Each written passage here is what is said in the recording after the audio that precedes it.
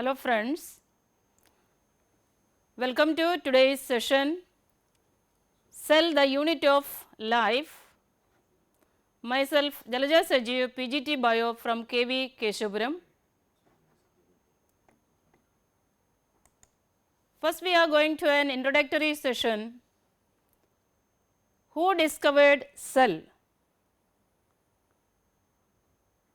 You have covered this aspect even in your 9th and 8th class also.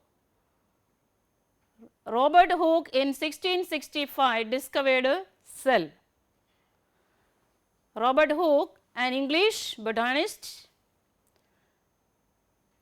the first cell discovered was bacteria, and it was discovered by Anton van Leeuwenhoek, who discovered protoplasm. Purkinje in 1839 discovered protoplasm, the physical basis of life.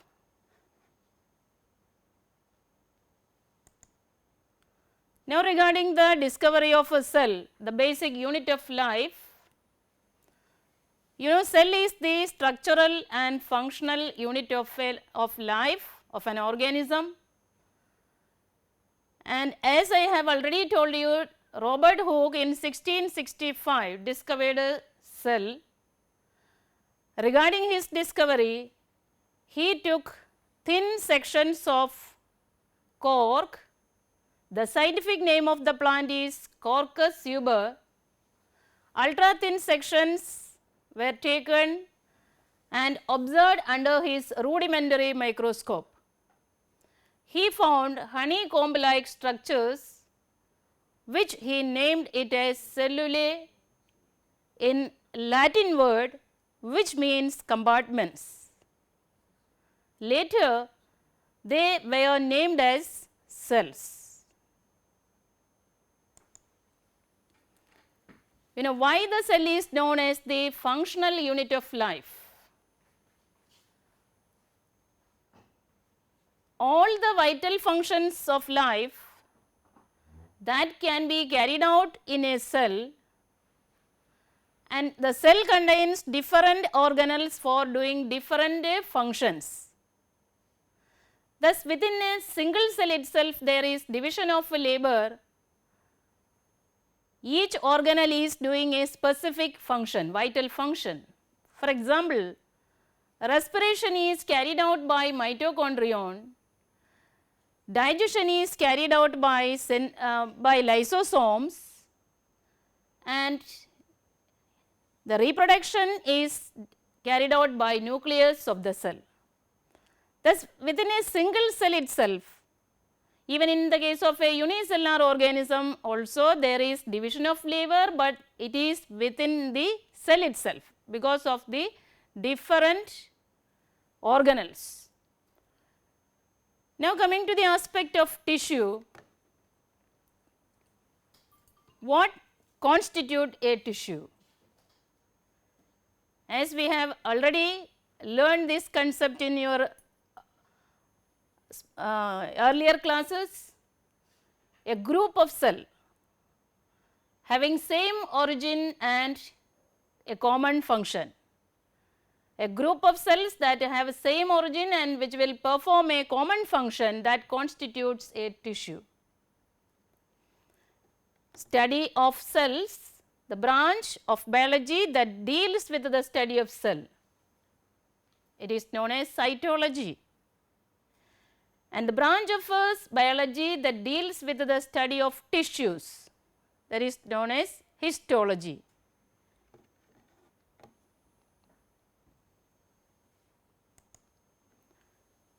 Now regarding cell theory, M.J. Sheldon, a botanist, and T. Schwann, the zoologist, put forward a cell theory in 1838. It consists of the following facts: all the living organisms are made up of cells. and cell is the basic structural and functional unit of an organism. A cell originates from a pre-existing cell. The function of an organism as a whole is the sum total of all the functions of the constituent cells.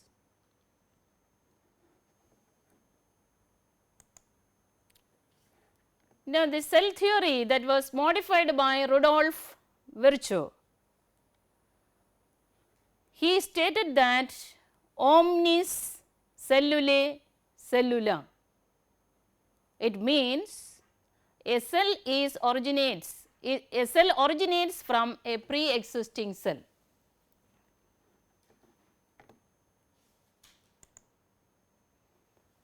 Now, coming to the advantages of multicellularity in an organism. The first point here comes division of labor. It helps in division of labor. Each cell is doing a specific function in order to avoid the duplication of labor. Death of a few cells do not kill the organism. For example, RBC cells as well as epithelial cells are replaced by new cells regularly, but the organism is not much affected. Some of the surface cells are dead, but they help in support as well as protection. Now, regarding the size and shape of the cells, it varies according to the functional status of a cell. They may be spherical, for example, RBC, then spindle shaped, for example, non-striated muscles as well as platelets, irregular in shape, amoeba and leukocytes, elongated in shape, nerve cells, neurons. So, thus the shape and size of the cell depends upon the functional status of the cell. Now, regarding the size also varies in various organisms depending upon its function.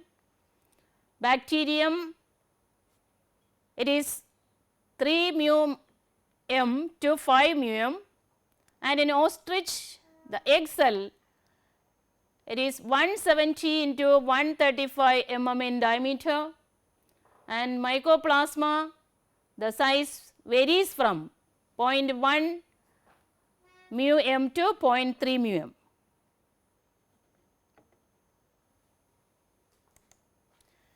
Now, coming to the differences between a prokaryotic cell and a eukaryotic cell.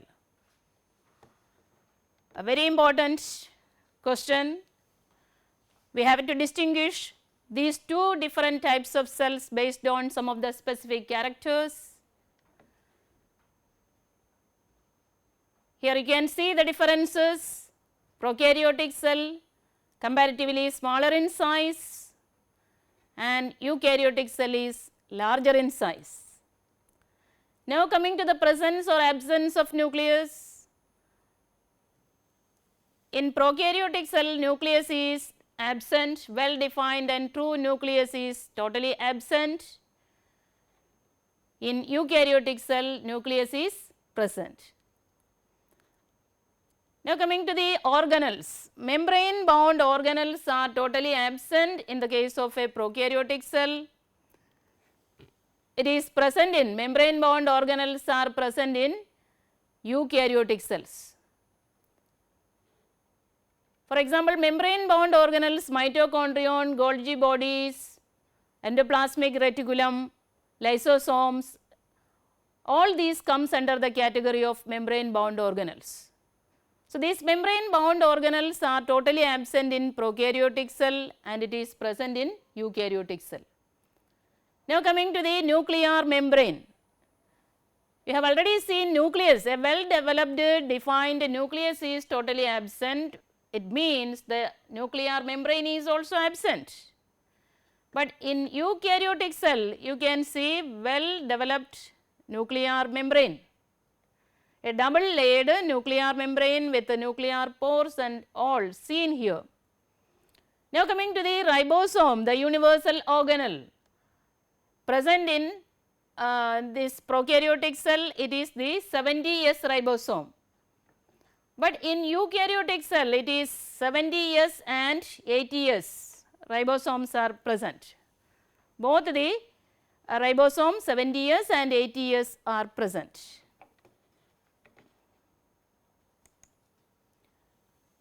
Now comes to this, at another important point is mesosomes present. Mesosomes are the infoldings of the plasma membrane that is present in the prokaryotic cell, and these mesosomes are present here in prokaryotic cell and it is absent in eukaryotic cell. Spindle fibers are not formed during cell division, and here well developed spindle fibers are formed during cell division. Now regarding the nucleolus, small spherical structure seen inside the nucleus, so that is totally absent here in prokaryotic cell, and in eukaryotic cell well developed nucleolus is also present. Now coming to yet another point, that is regarding the transcription and translation. Transcription, you know already, the copying of messenger RNA from one strand of the DNA, and translation is synthesis of protein from the copied mRNA based on the codons, sequence of codons and alignment of specific amino acids. So these two processes, transcription and translation, both will take place simultaneously in the cytoplasm. Since there is no developed membrane, nuclear membrane, this whole process that takes place in the cytoplasm.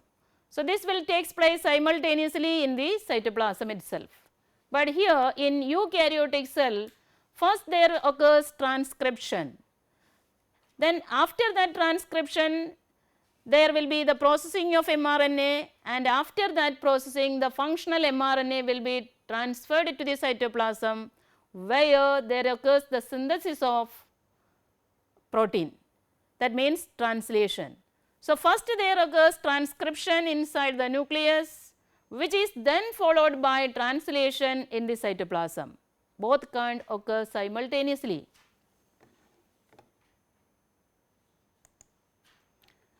Now regarding the classification of bacteria based on shape, there are spherical bacteria, spherical in shape, we will call them it as coccus. Now there are different types of spherical bacteria. If it is seen singly, then we will call it as micrococcus. And if it is seen in a group of two, then we will call it as diplococcus. Diplo means two.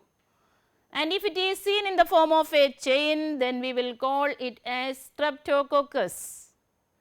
And if it is seen in a group, just like the bunch of grapes, then it is known as staphylococcus. So there are four different types of coccus, the spherical bacteria: Micrococcus, Diplococcus, Streptococcus and Staphylococcus. Example of a Diplococcus bacteria, that is Diplococcus pneumoniae. Now if it is a rod shaped, then we will call it as Bacillus. They may not have any flagella. They are of again different types. Streptobacillus, that means they are in the form of filaments or chain. For example is Bacillus subtilis. Vibrio, that is comma shaped bacteria. They are flagellated and capable of movement, so it is flagellated and motile. Example is Vibrio cholerae, causing the disease cholera. Now coming to the next one, that is spirillum, spring shaped, with a flagella at one end or both the ends. Example is spirillum. So, here you can see the different types of bacteria. Coccus type, this is Streptococcus. This one you can see here a group of 2, that is Diplococcus one. Seen in groups, Staphylococcus, rod shaped bacteria, Bacillus, then spring shaped spirillum you can see here, and comma shaped one, that is Vibrio. So, these are the different types of bacteria based on their shape of the cell. Now, we can classify this bacteria based on staining also. The staining, that is gram staining. Based on gram staining, based on the color retained, we can divide the bacteria into 2 different groups. One is gram positive bacteria and the other is gram negative bacteria. Gram positive bacteria will retain the blue color when it is stained with a crystal violet dye, and when they are treated with, after treating with this gram stain, we will treat with the iodine as well as decolorized with alcohol, and even after decolorization with alcohol also it will retain the purple color. Then that bacteria will be gram positive, and the gram negative bacteria, they will take the color of the counter stain, either it may be basic fission. So, that will be, the color will be pink in color rather than purple in color. So, pink colored bacteria, they are gram negative, and purple colored bacteria, they will be gram positive based on gram staining. Now, coming to the steps in gram staining. As I have already told you, here we are using the stain that is crystal violet. So, the primary stain, application of the primary stain, that is crystal violet, later we will be dealing here as CV, crystal violet. Heat and fix the smear. The bacterial smear that will be heated and fixed, after that it is stained with a crystal violet dye. The crystal violet dye will dissociate into Cv plus and Cl minus ions. These 2 ions then penetrate through the cell wall and cell membrane of both the gram positive as well as gram negative bacteria. Cv plus ions later interacts with the negatively charged bacterial components and stains the bacterial cells into purple in color. The second step is addition of grams iodine. Iodine is acting as a moderant in trapping the and act as a trapping agent. A moderant, that is a substance that will increases the affinity of a cell wall to a particular stain. It will bind to the primary stain, thus forming an insoluble complex which gets trapped in the cell wall. All the cells will then turn into purple in color. The third step here is decolorization with a 95% ethyl alcohol.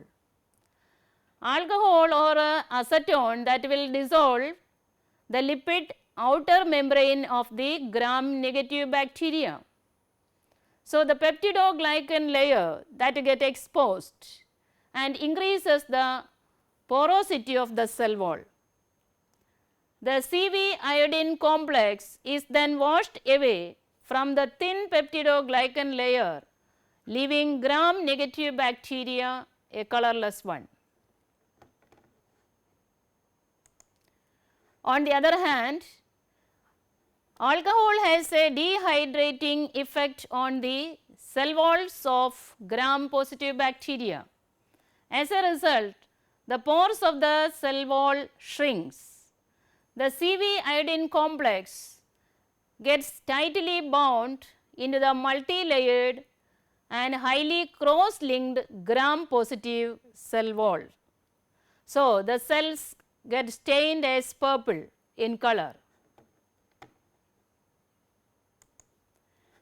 Now, the last step here is counter staining with safranin. The decolorized gram negative cells are then counter stained with safranin, or basic fission can also be used instead of safranin, which will stain them pink in color.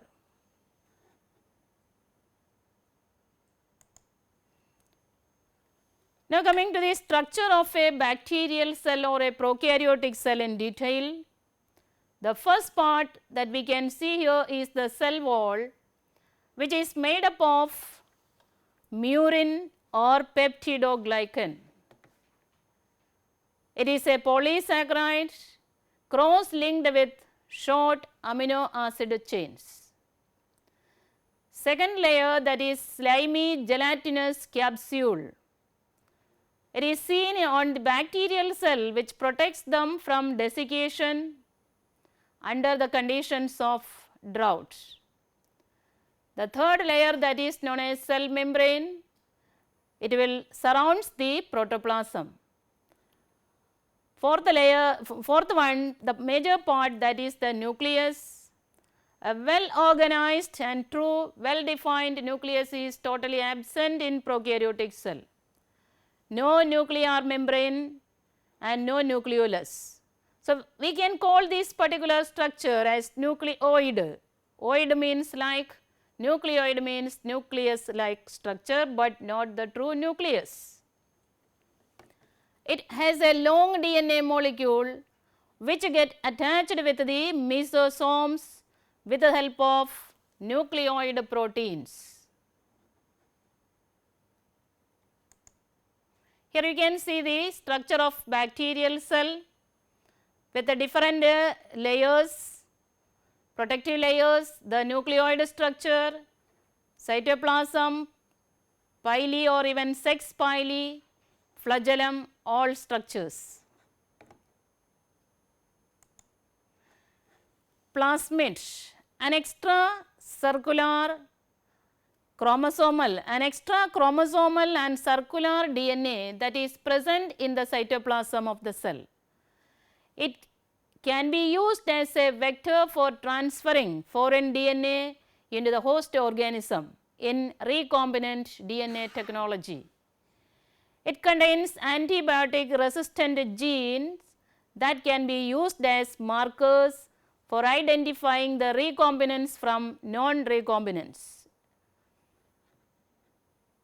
Now, coming to cytoplasm, granular in nature and it is colorless, containing ribosome, the 70S ribosome, granules of a glycogen, fat and other food reserves. Other cell membrane bound organelles like mitochondrion, chloroplast, endoplasmic reticulum, Golgi bodies, etc. are totally absent in the prokaryotic cell. Pili, some of these bacteria contains small hair-like or rod-shaped structures called as pili, which help in the attraction of the opposite sex. So, it is known as sex pili. Flagellum originates from the basal granule seen in the cell membrane. In prokaryotic cells, the cell envelope contains 3 different layers, such as first one, that is glycocalyx. It is the outermost layer and it may be loose or it may be thick and tough layer. If it is a loose sheath, then it is known as slime layer. If it is thick and tough layer, then we will call it as a capsule. Both are made up of polysaccharides. Second layer, that is known as cell wall. Cell wall is the second layer of the cell envelope seen in bacteria or prokaryotic cell, which is seen just below the glycocalyx.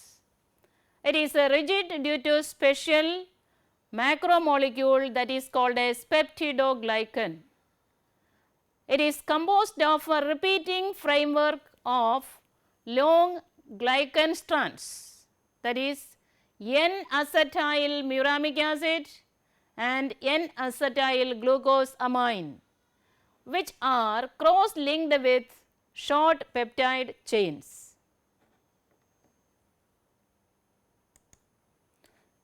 Plasma membrane made up of lipoproteins and oligosaccharides, not the steroids. Plasma membrane fold inwards in the form of vesicles, tubules and lamellae, which are called as mesosomes in prokaryotic cells. Now, coming to the functions of mesosomes, it increases the surface area of transport, helps in replication of DNA during cell division, helps in the formation of a cell wall during binary fission, helps in respiration, and it also helps in secretion.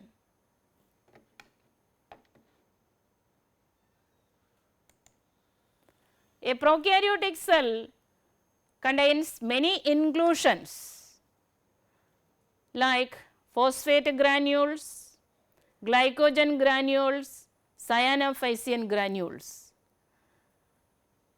They contain gas vacuoles which help in positioning the prokaryotic cell in the water medium by giving buoyancy. Now coming to the structure of cell membrane. Cell membrane or plasma membrane or plasma lemma, the well accepted model suggested by S.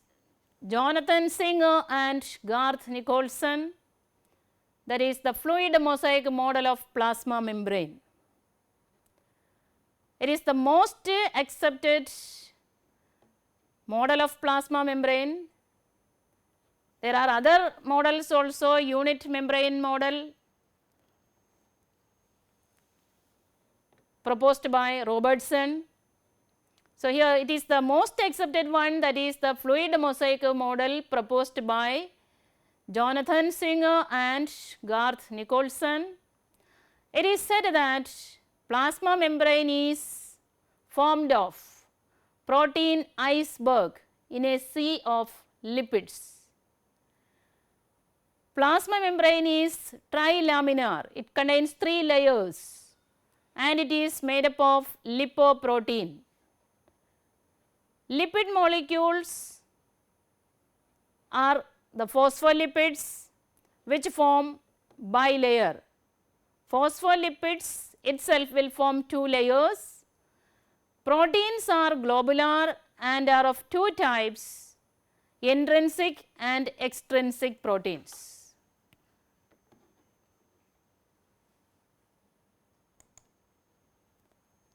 Here you can see the diagram of fluid mosaic model.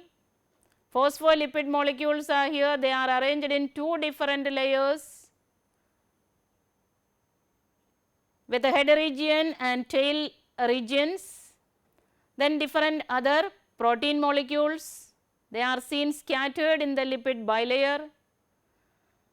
Some other oligosaccharides, glycolipids, even cholesterol molecules are also here. Proteins which are seen completely inside the bilayer, lipid bilayer, that is known as intrinsic or integral protein. Proteins which are completely seen outside the lipid bilayer, they are known as extrinsic protein or peripheral protein. Some of the proteins, they are very large and project on both the surface of phospholipid bilayer, which are called as transmembrane proteins. They act as charged channels for the passage of water and soluble materials.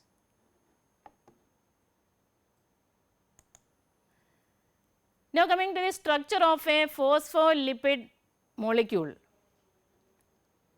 A phospholipid molecule is an amphipathic molecule which possesses a hydrophilic head and a hydrophobic tail.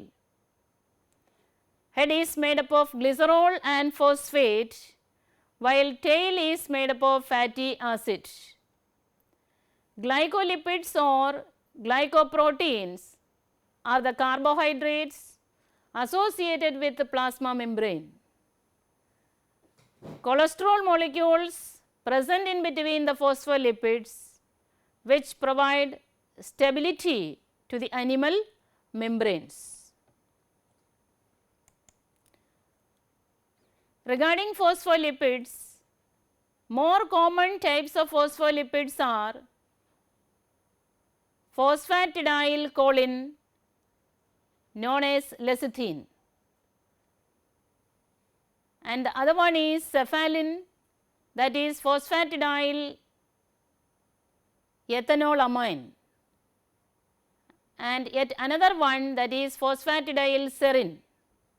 So, these are the different types of phospholipids that are commonly seen in the plasma membrane.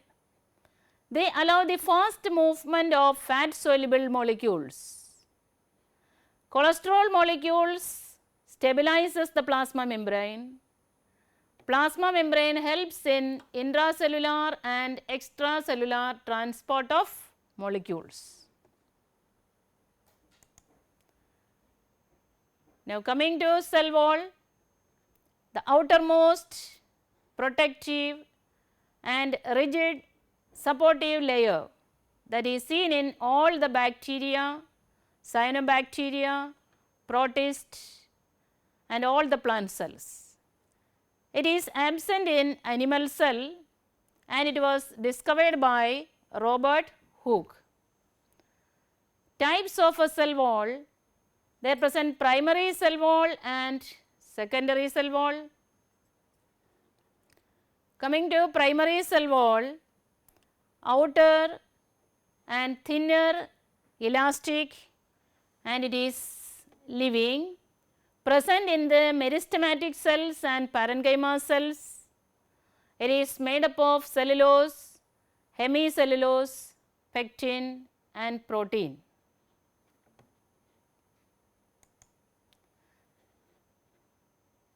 Second one is secondary cell wall. It is seen inner to the primary cell wall in a mature and non-dividing cells. It is made up of cellulose, hemicellulose and suberin in the case of cork cells, or cutin in all the aerial parts of the plants, or it may be lignin in the case of woody plants, and in grasses it is silica. Now regarding middle lamella, a thin and binding layer that is seen between the cell walls of adjacent plant cells. It is made up of calcium and magnesium pectates. Plasmodesmata, cytoplasmic connections between neighboring cells that takes place through the pits present in the cell wall. Now pits are the portions, unthickened areas present in the cell wall, and through these pits the cytoplasm of the neighboring cells can form connections, and that cytoplasmic connection, which is known as plasmodesmata, it helps in exchange of materials between the cells. an aggregation of a cytoplasm of neighboring cells that occurs through plasmodesmata. That unit is known as symplast. Now, components of the cell wall present in a plant cell: cellulose, hemicellulose, water molecules, pectic substances, proteins, and even lipids are present in the cell wall of plant cells. Now, coming to the functions of a cell wall, since it is rigid, hard, it gives protection. It gives a definite shape to the cell. It is involved in mechanical support. It helps in the absorption of water and mineral elements. For example, the cell walls of root hair absorbs water from the soil by imbibition. Suberin and cutin that will prevent evaporation of water or transpiration. Cytoplasm, an amorphous and translucent, homogeneous and colloidal ground substance that is seen between the plasma membrane and the nucleus. Cytoplasm can be differentiated into two parts. One is cytoplasmic matrix and the other is cytoplasmic structures. Cytoplasmic matrix is known as cytosol or hyaloplasm, which is again divided into ectoplasm and endoplasm. Cytoplasmic structures includes the different cell organelles, the living components and non-living components, that is cell inclusions.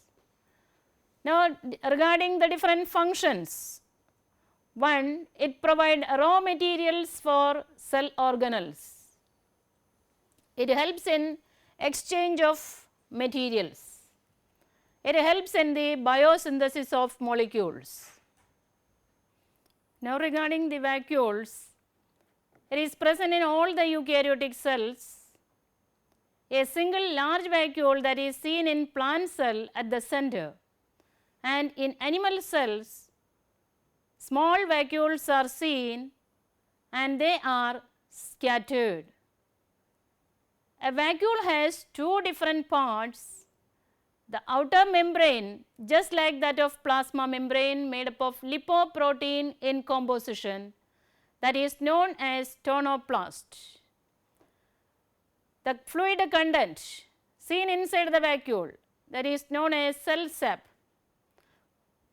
Fluid content present inside the vacuole and it contains different components like water, mineral elements, sugars, amino acids, proteins, alkaloids and even pigments. Now, coming to the functions of vacuoles, cell sap exerts turgor pressure. Now, here comes the word turgor pressure, the pressure exerted by the expanding cytoplasm in a turgid cell against the cell wall. So, that pressure, that is known as turgor pressure. So, cell sap will exert turgor pressure and it helps in the cell growth, enlargement of the cell. It stores water and mineral elements as well as various types of nutrients. It stores even the waste materials of metabolism also.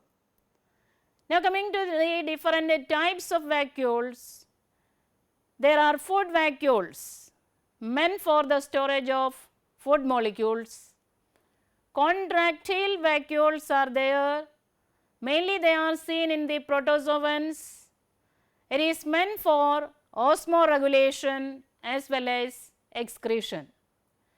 There are gas vacuoles, they help in floating or maintaining buoyancy. Now, here comes the organelle centriole. It was discovered by Van Benden. It is seen in all the animal cells. except in the case of mature mammalian RBCs. It is absent in plant cells. It is seen in protists as well as flagellated plant cells. It is totally absent in prokaryotes. Centrosome. It is the portion that is formed with the help of two darkly stained granules called as centrioles, and this, since they are two in number, they are known as diplosome.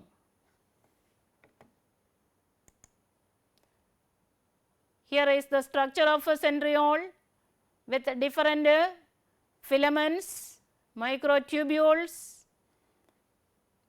We will see the detailed structure here. Centrioles are surrounded by an amorphous and cytoplasmic area that is known as centrosphere. Centriole do not have any outer membrane in order to give a definite shape. So, it is amorphous and it is surrounded by a clear area that is known as centrosphere. Centrioles and centrosphere together we will call it as centrosome. Now, coming to the structure of a centriole, they are hollow cylinders.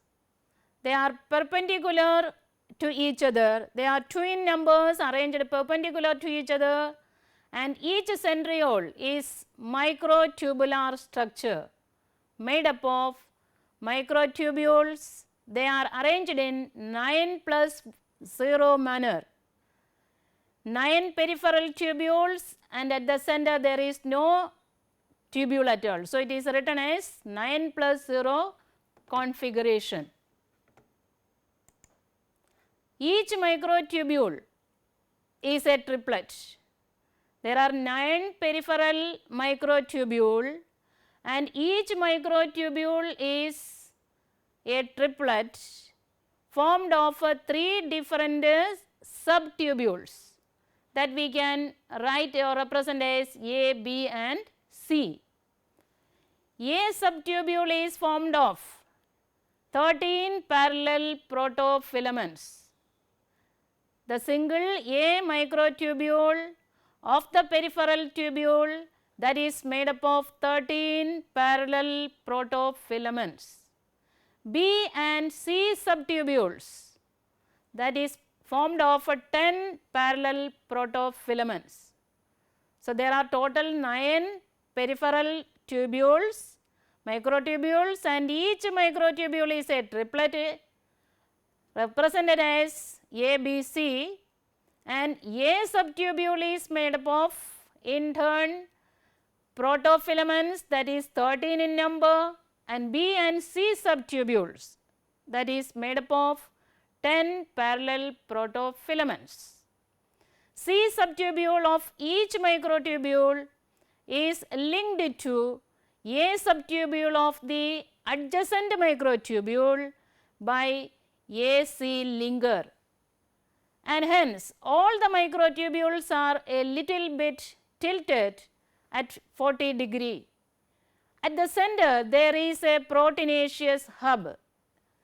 At the center of the centriole there won't be any microtubule at all, it is made up of a proteinaceous hub.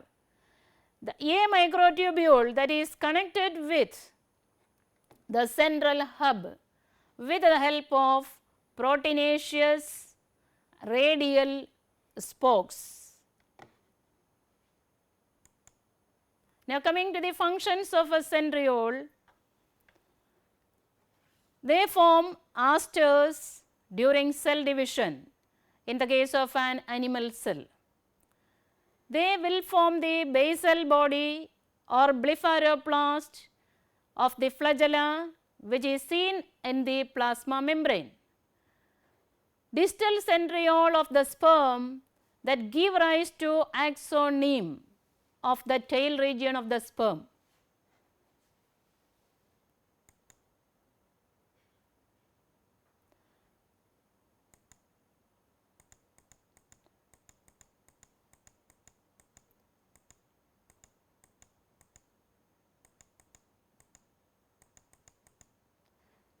Now, here are some of the questions for you to think and answer.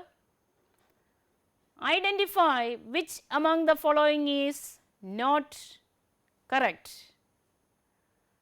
Robert Brown discovered the cell. Schleiden and Schwann formulated the cell theory. Virchow explained that cells are formed from the pre-existing cells. A unicellular carries out its life activity within its cell.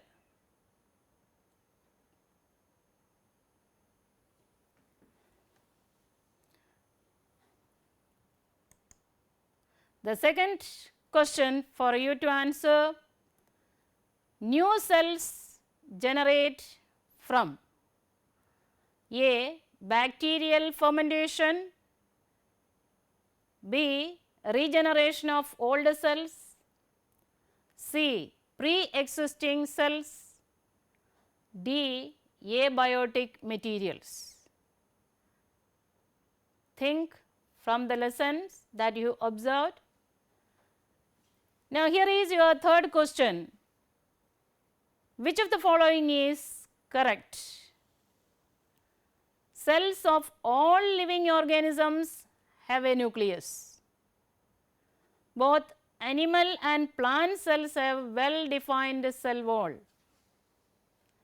In prokaryotes, there are no membrane bound cell organelles.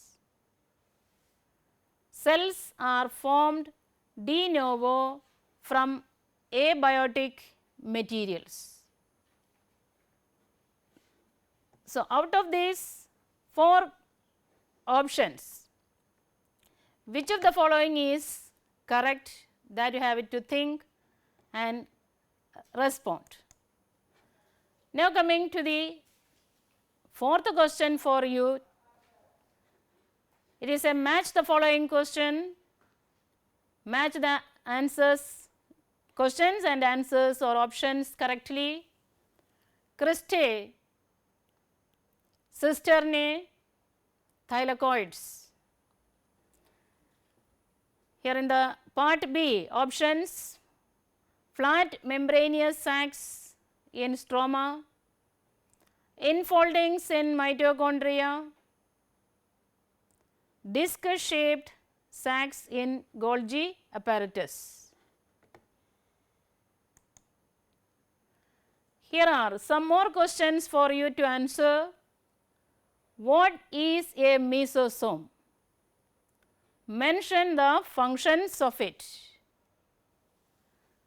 The sixth question for you: how do neutral solutes move across plasma membrane? Can the polar molecules also move across it in the same way? If not, then how are these transported across the membrane? Think it properly and respond.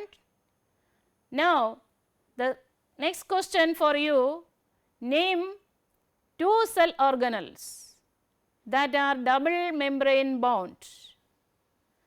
What are the characteristics of these 2 organelles? State their functions and draw the labeled diagram of both. So, all these questions you have to think it over and answer correctly.